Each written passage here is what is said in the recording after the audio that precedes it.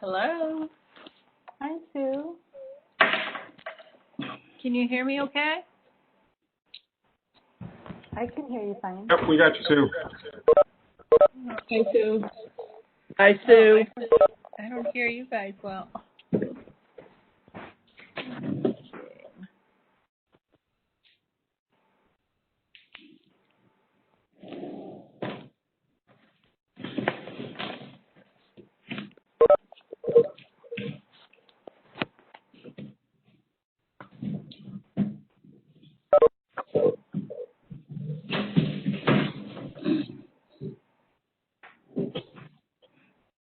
Okay, could someone say something? I want to hear. I'm having trouble hearing. This is Sharon. Can you hear me saying hi, Sue? Hi. Hi. I can't hear very well. I'm going to leave the meeting and come back and see if I can do better. All right, good luck. So we're at 18 participants. We're a minute before. I think we'll try to get started about 1 or 2 minutes after, just to make sure that anybody that's trying to log in right at 4 that might be having some technical challenges is able to get in. But appreciate you all being here.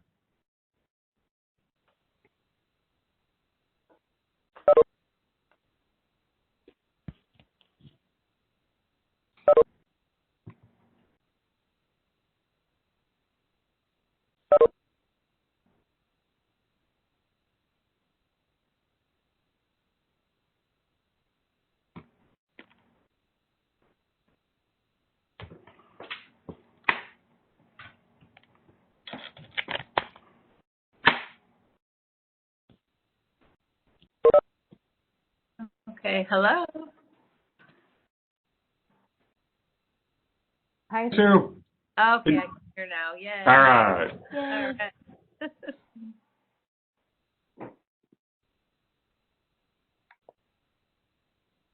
How's Sharon? Oh. Week 3. I'm ready to roll. Doing great. Good, good. Hope to be driving next week. Oh, great. Yeah. So you had your knee replacement, right?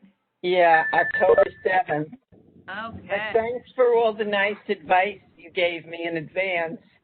I knew what to expect. It's good to talk to people who did it already. Yes. So, But you're doing okay? I am. It wasn't fun, was it?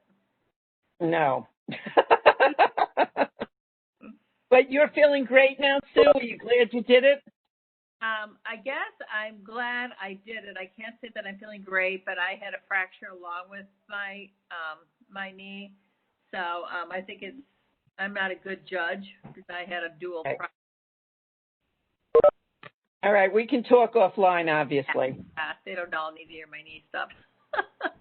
Yeah, I mean, we can get in a joint replacement with anybody else on this afterwards. We're going to have a special meeting on that. But it's 4:02, so I think we'll get started. So first of all, welcome everybody for being here.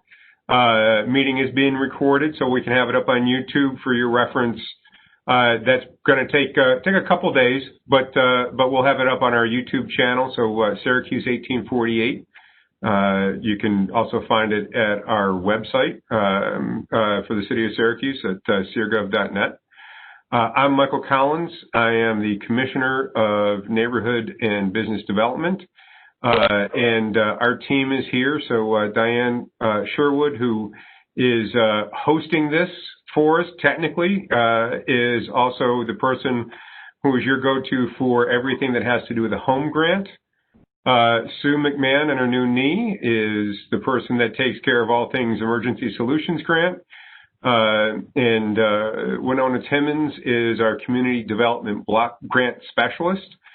So this particular meeting is for the year 47 application. And our supervisor for all things grants for NBD, Loretta Castro, is also on this call. So a couple things. If you have the ability to mute yourself, please do. That'll cut down on background noise.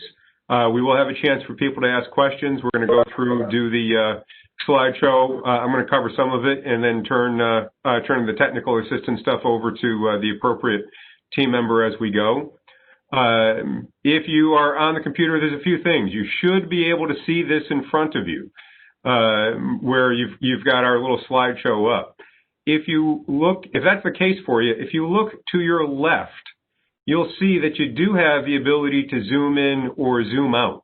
Right over on the left-hand side, there's a little bar there for people that have full functionality for WebEx. You may not all have that, and I don't think that you do if you're on your phone, but just wanted to point that out for those that may have access to it. The other thing I wanted to say is as we're going through this is, we want to make sure that this is as open and fair to everyone that's interested in applying. So, if there's questions that don't get answered as we go through, I mean, you'll see us talk about the fact that there's times for technical assistance training where you can meet one-on-one with the correct representative for the grant that you're interested in. We always highly encourage you to take advantage of that. It's an excellent resource. So that being said, we'll get started. And Diane, could you go to the next slide? So looking at the timeline, you're all here because you know that the RFP was released, and that we do have the open hours coming up next week. November. Yes, next week, November 2nd to 4th for the sessions that you can make appointments for, and that the completed application is due 2 p.m. on the 19th. Critically important that you pay attention to that. The big, bold blue applications received after 2 p.m. will not be considered for funding. This is not our rule. This is HUD's rule. So if it comes in at 2:02, it is out of our hands. And as much as we love you, we cannot do anything about it. So it would be really wise to heed that. We'll also say that there are times that our email system does sometimes hold things up a little bit. So, feel free to get things in early so that there's no concerns and we're able to demonstrate simply by the timestamp that everything was turned in on time and HUD doesn't have any problems with us.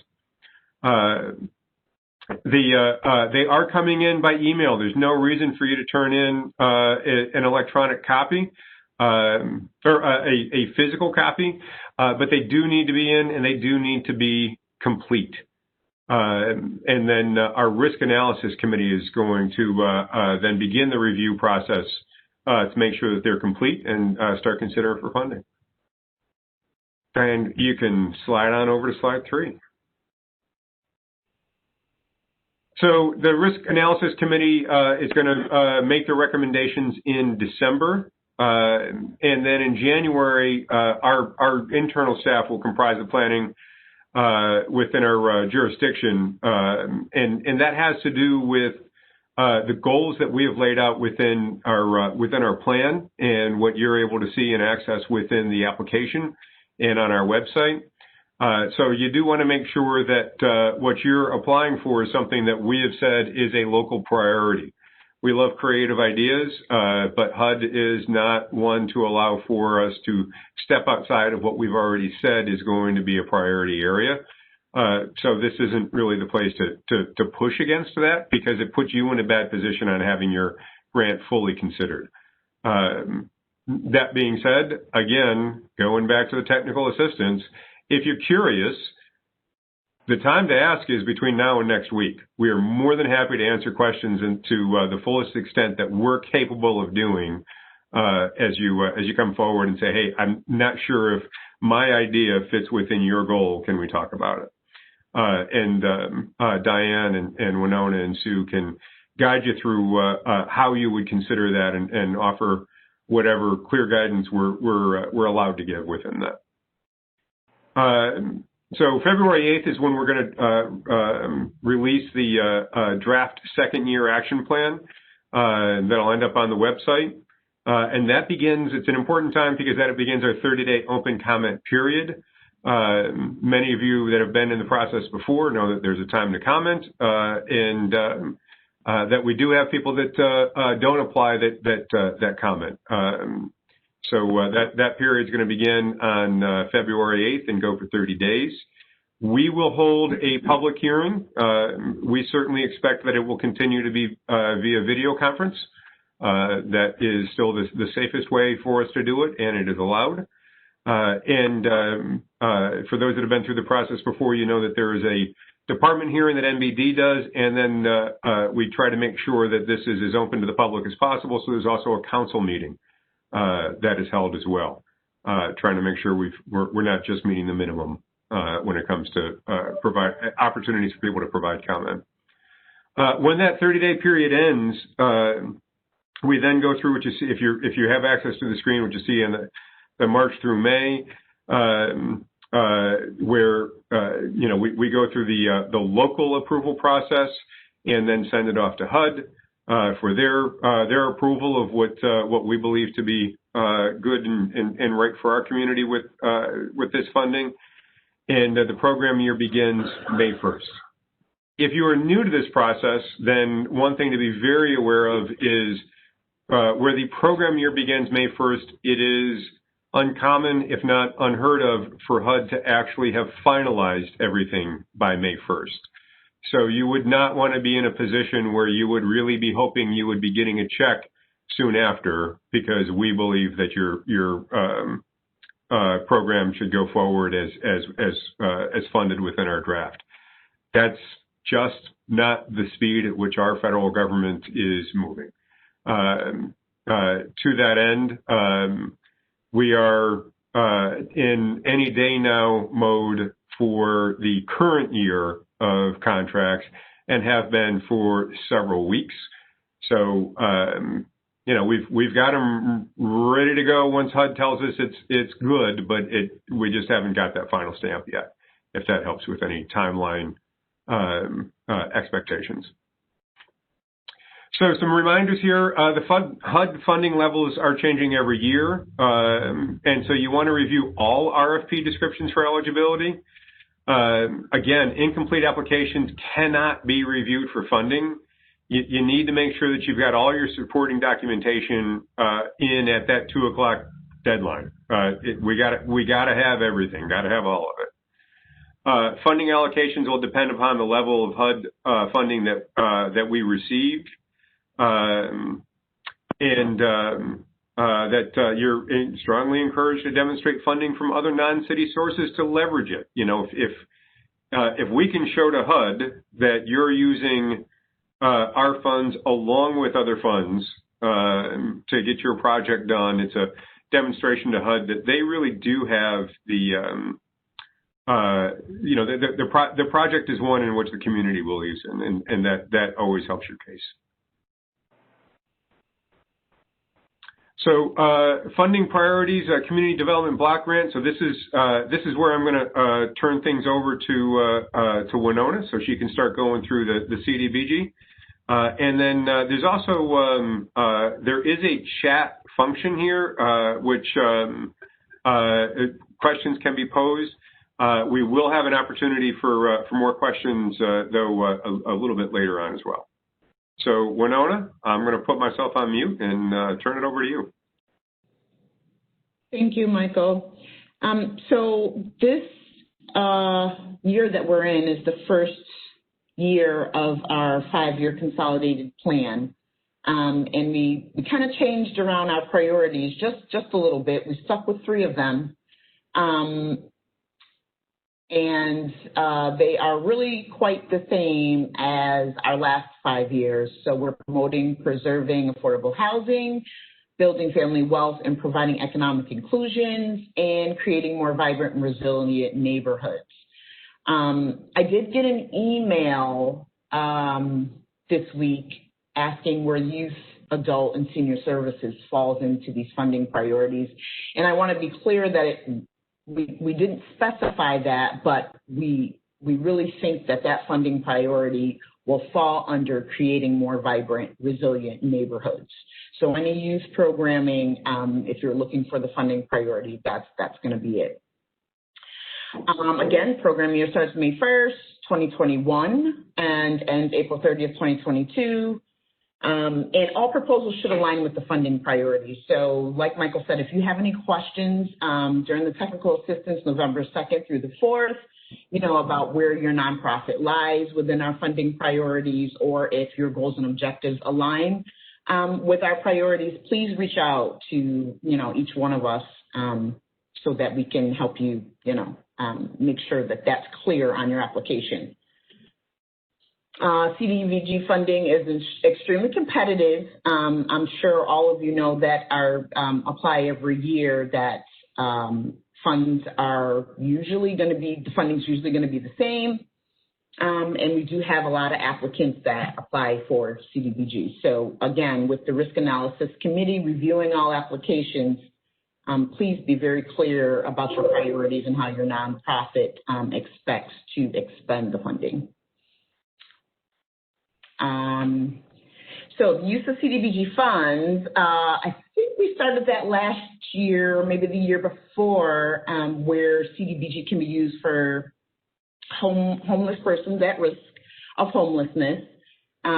So agencies who, deal with transitional housing or provide supportive services for homelessness, job training, anything to prevent that, CDBG can also be used for that as well. Operations and maintenance expenses allowable only for associated with the public service offered. HUD recently came out with a housing counseling certification. So any agencies that are performing housing counseling need to make sure that you're certified by HUD. And if you need any of that information, we can provide it, or you can also go on the HUD Exchange to get that information for housing. To become a HUD-approved housing counseling agency, HCA, by applying directly to HUD or partners with an existing housing certified agency. Take the Intro to Housing Counseling course, and then you'll receive the certification.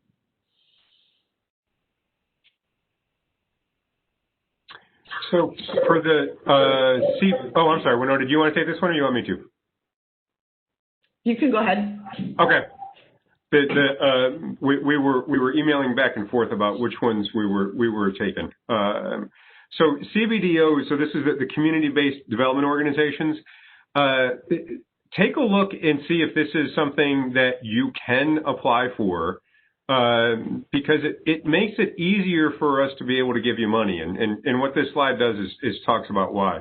The other thing that I should say, and I should have said in the beginning, is we can make this slide deck available to whoever would like it. Just send an email to, if you're going to apply for CDBG, send it to Winona. If you're applying for home, send it to Diane. Whatever grant you think you're going to apply for, just send it to that person, a request for this, and we can make sure that we get it to you. So CBDOs are community-based development organizations are able to use these funds to carry out neighborhood revitalization projects, energy conservation projects, community economic development projects, basically non-bricks and mortar projects that would otherwise be go against this cap that we talk about at the bottom. So the simplest way to understand it is HUD allows us to fund non-bricks and mortar stuff up to 15% of the grant. However, if that fund is going to an organization that is also a community-based development organization, that cap doesn't apply. So it gives us it gives us more flexibility in how we go about distributing these funds for the best use of the community. If we're able to work with a CBDO within our neighborhood revitalization strategy areas, the NRSA, within those boundaries, those are boundaries that are, it's a HUD term, it's recognized by HUD, so that automatically gives it the highest level of priority.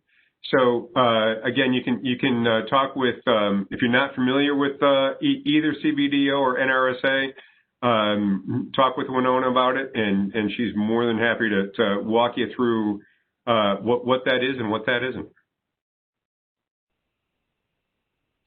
Diane, this is all you.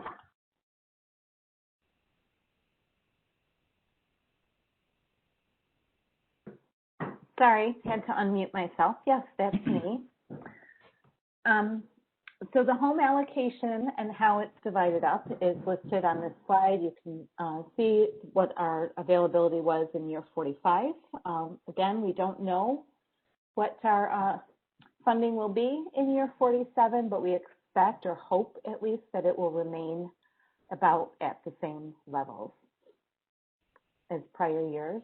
And so a community housing development organization, or CHOTO as HUD calls it, is a private, nonprofit, community-based service organization. The purpose is to develop and provide affordable housing for the community it serves. Certified CHOTOs, they receive the certification from the city here, and we would ask you to fill out the CHOTO RFP if you believe you are a CHOTO. And it does require that we set aside CHOTO funds, and you can get operating expenses as well if you are a certified CHOTO. So it just gives you a little more flexibility, and we have to reserve 15% of home funds for CHOTO developed projects, so that in a highly competitive grant that we have, this is very helpful to you. So CHOTO set-aside funds provide equity for organizations to undertake projects, build their capacity, and serves a broad range of affordable housing needs. And your operating costs must be directly connected to development projects during the proposed funded year. So if you are not expecting to do a development project within the year, but you believe you are a CHOTO, it's still a good idea to submit that RFP and get your certification. Just in case a project comes up.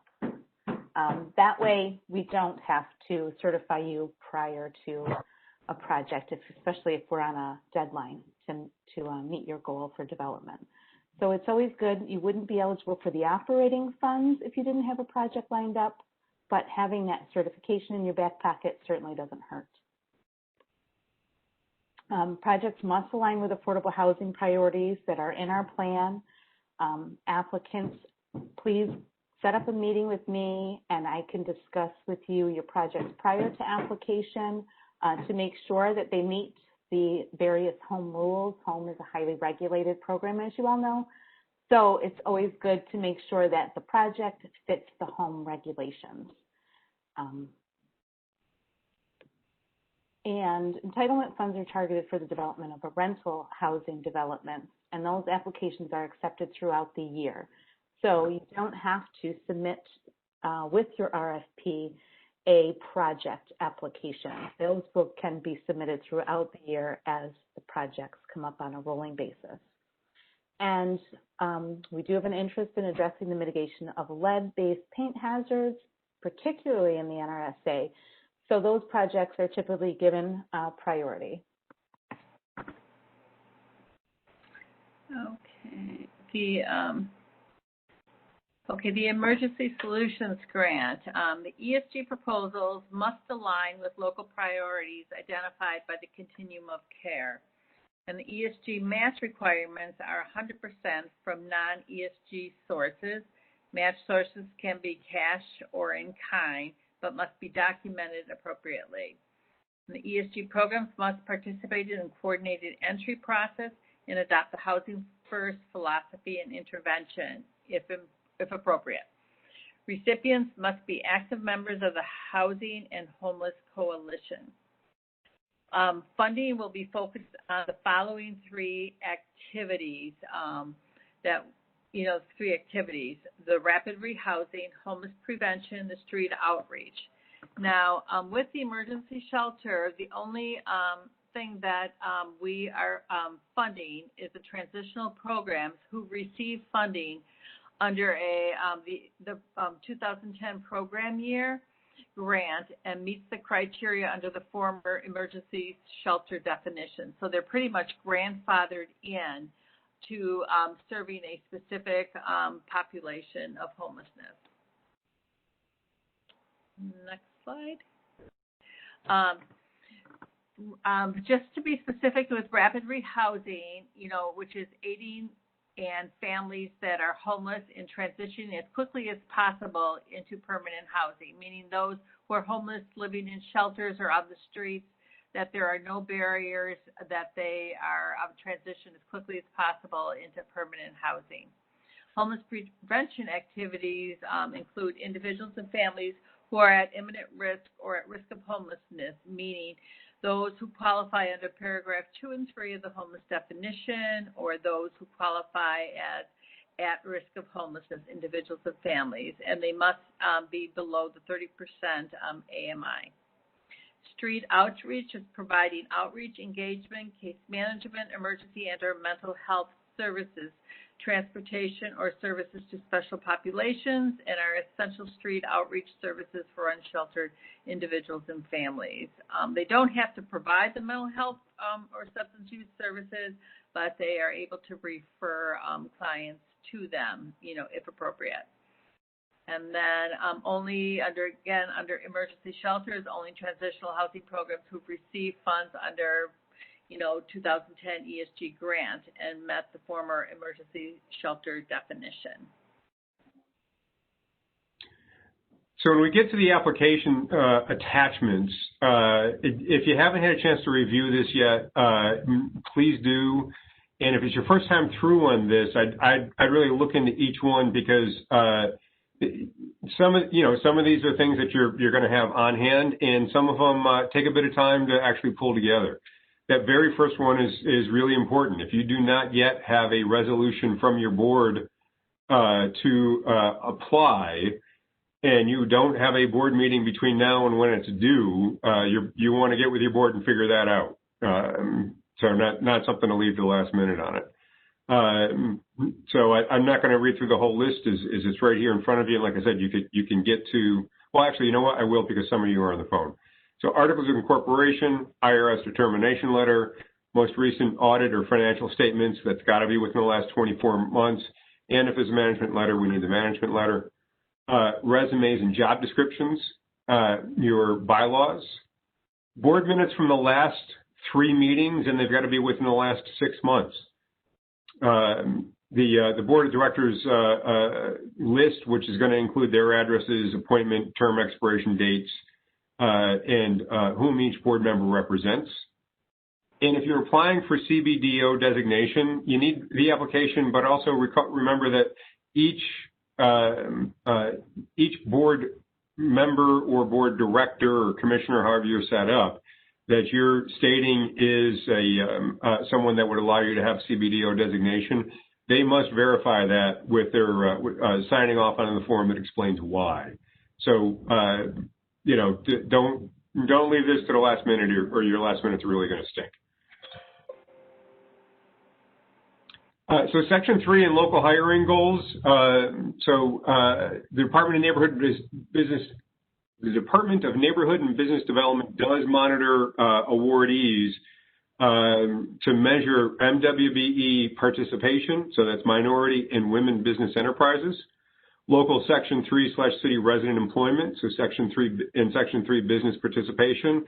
And Section 3 is a HUD designation around who it is that's getting the opportunities for employment based off of the federal funding that is being received.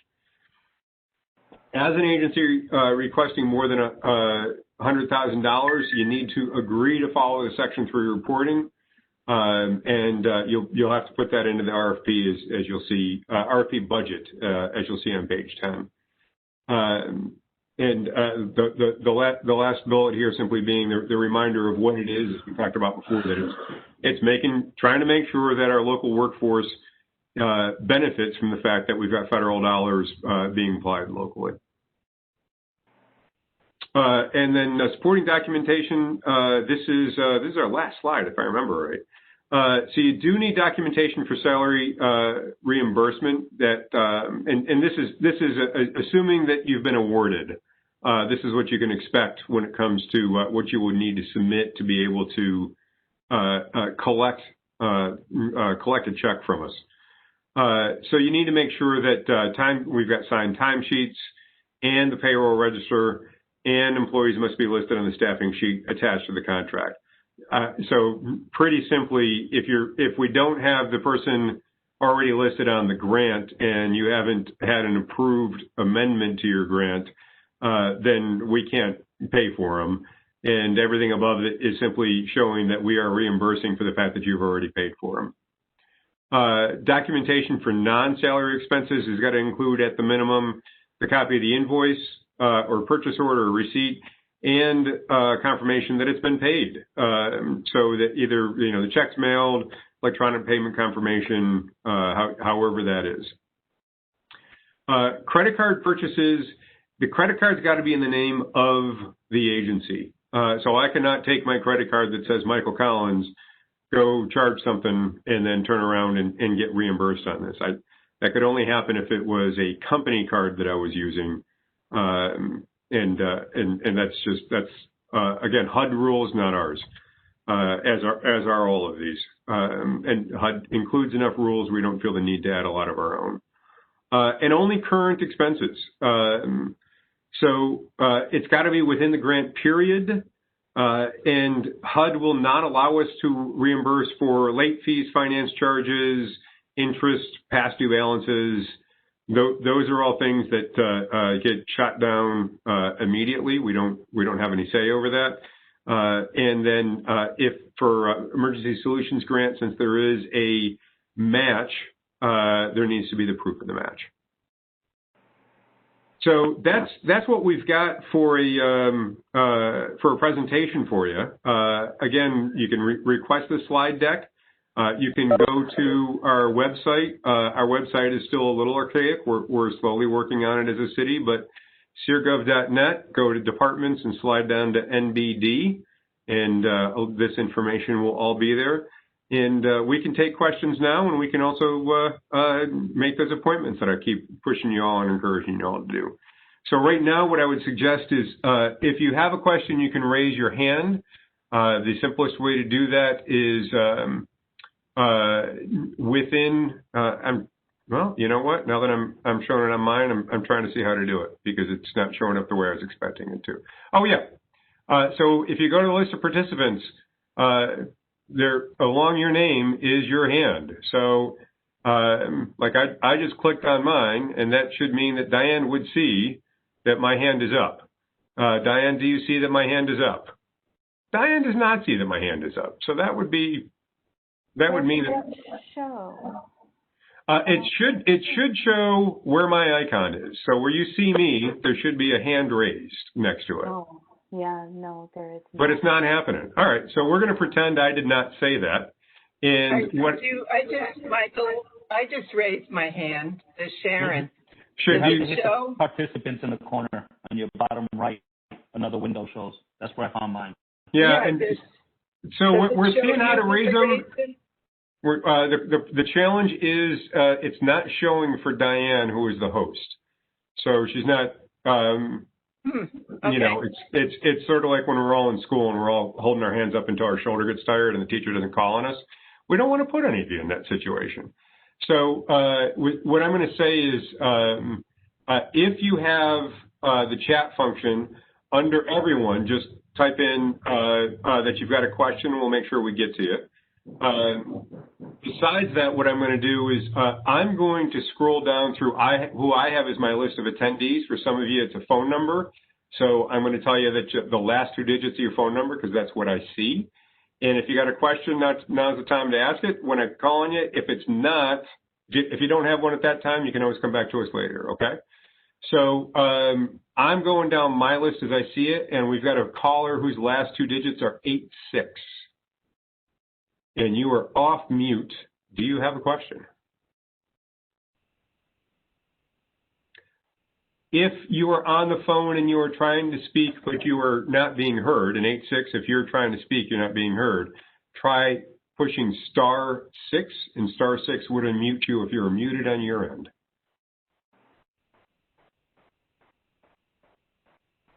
All right, I'm going to slide down to the next person, and last two digits, 86. If you were trying, feel free to keep trying, and come on back to us.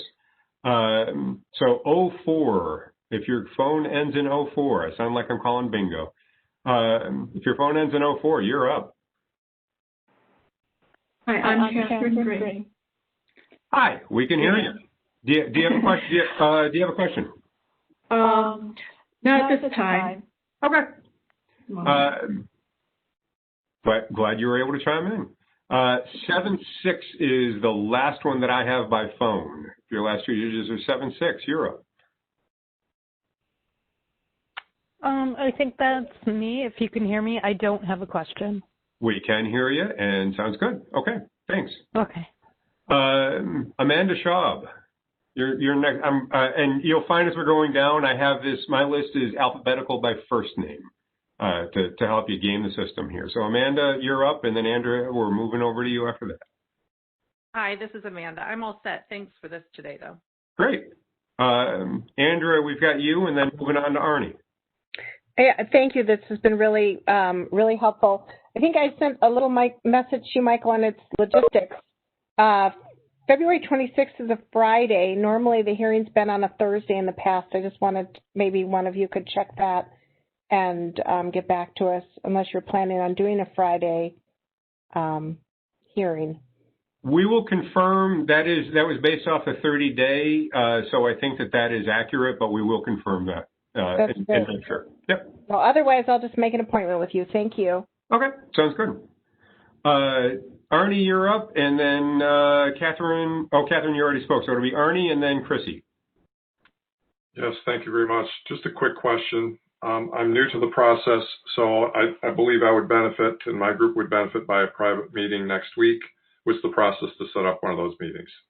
So, Arnie, what grants are you looking to apply to? The one that Winona would be handling.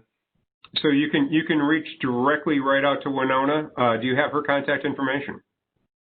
I'm assuming I can find it on the Syracuse website, or is there some other process to finding it? You can do it. Winona's also Winona, Sue, and Diana, if you guys could put yours in the chat function so people have it.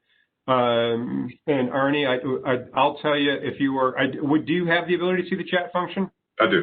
Okay. The applications also have it. Sure. Excellent. Thanks, Sue. That's right. Thank you. You bet. We want to make sure everybody's got access to all this. So, good. Okay. Chrissy Rizzo, and then moving over to Dana.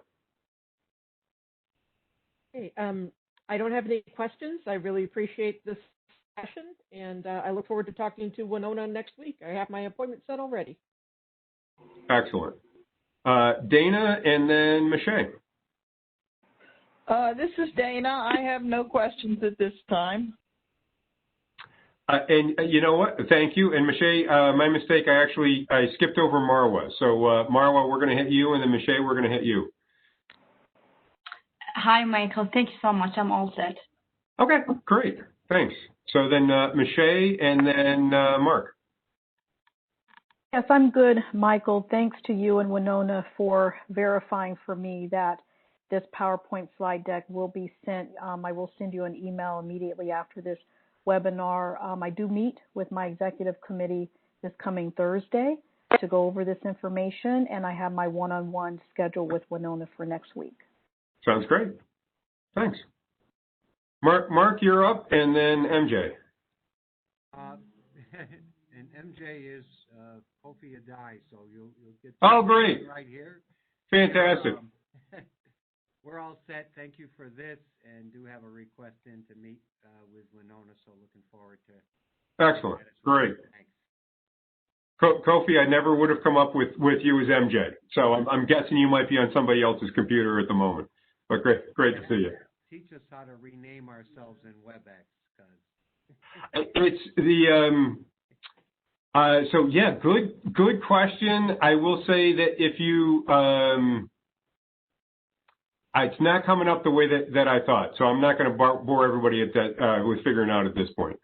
But yes, that's a good thing for us to announce before the next public meeting. Thanks, Mark. someone in city government, it doesn't have to be you, Michael. Yeah, yeah. Ray, we're moving on to you, and then on to Robert. I don't have anything now, but Winona and Diane, you know you guys are on my speed list for calls. Thank you. You're always helpful.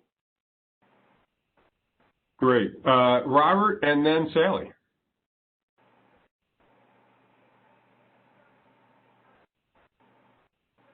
Robert, you're on mute. I'm going to take you off of mute in case that's not working on your end. Oh, no, I'm sorry. Diane, you would do that since you're the host. There we go. Robert, you're off mute. Did you have anything? Diane, I couldn't get off mute. No questions. It all makes sense. Appreciate the presentation. Thanks. Great. Good talking to Winona, though, I'm sure in between. Well, we're expecting Winona's going to be busy. Definitely. Get your requests in early if you don't have one into her. You will. Thanks. Yep. Sally, and then Sharon. Hi, everyone. Thanks so much for doing this. A couple quick questions. One is the 5-year consolidated action plan that's on the website right now looks like it's links to the draft document. Was that approved as written? Is that the final version? So that is what we are waiting for, the final stamp of approval from HUD. Diane, am I saying that correctly? Yep. Okay. So we do not expect it to change. We expect that we'll be able to simply remove the draft from it. Okay. So yeah, consider that your working document for now. Okay. That's the main question, because it looks like the summary of priorities, forgive me, I'm looking at it on my computer here when talking to you on the phone, but it looks like the summary of priorities has broken out some detailed items that weren't there before on the previous plan. Is that correct? Like regarding the homeownership promotion and things like that? Yeah, since this is the beginning of a new 5-year plan, you're right. We did revisit again and have tried to fine tune for what we've identified as the needs are today, and so much that identification comes from all of you. Awesome. Cool. I will be reaching out to your staff. Thanks so much. You bet. Sharon, you're up, and then William after that. Okay. So I'm concerned, as I'm sure many of the continuing projects are, that one of the key things that the committee and the staff looks at is how you met your goals for the current year. And what thought have you given to the fact that many agencies, due to COVID, have, a lot of challenges? And also, I didn't hear anything about allowing for special expenses that you feel will be necessary to provide your services during the COVID period. Kind of like the grant it's like, how are you bringing in the current COVID situation? Sure, and so a really interesting question, because some of that we've got control over, and Sharon, as you know, with what HUD regulations are, some of it we don't have control over.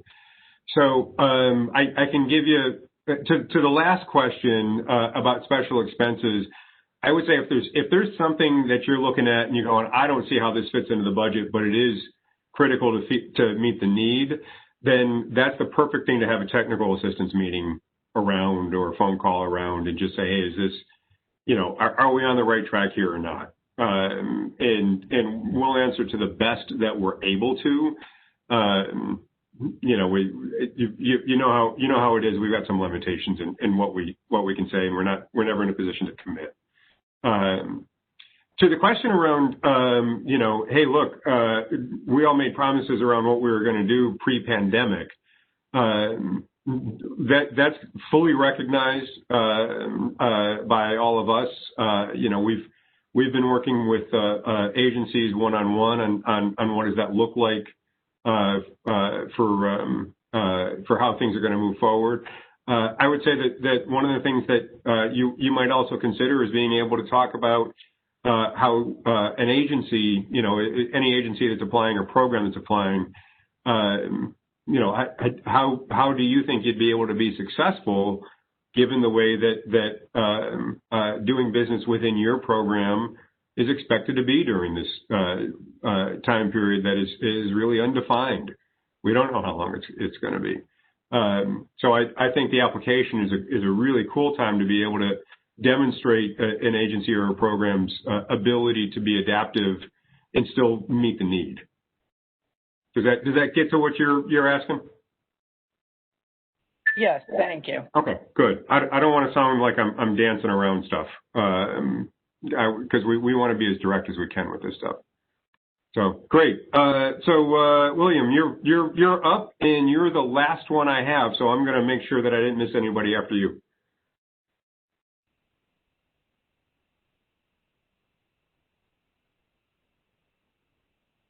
So William Demorrow, that would be a chance for you to speak now.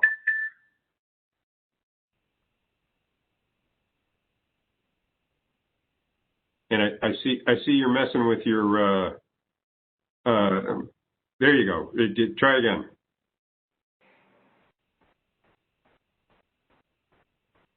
All right, we're not getting you. Please feel free to reach out after this meeting to whoever you want to talk to, and we'll get a chance to make sure we're answering any questions you have. So going through this list, is there anybody that got an extra question? I don't want to. This wasn't a speak now or forever hold your peace. We're not doing a wedding.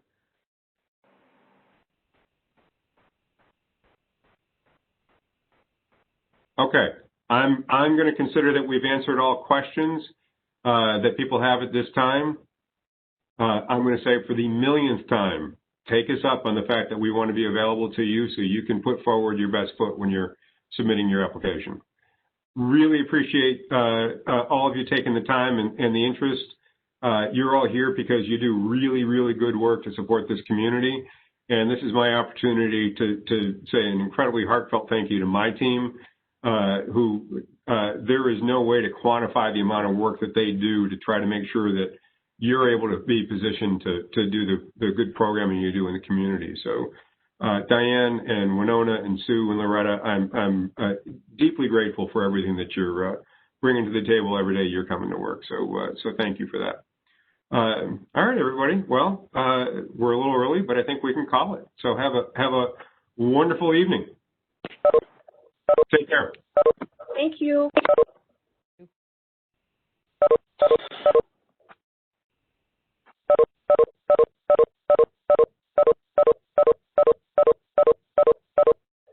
Diane?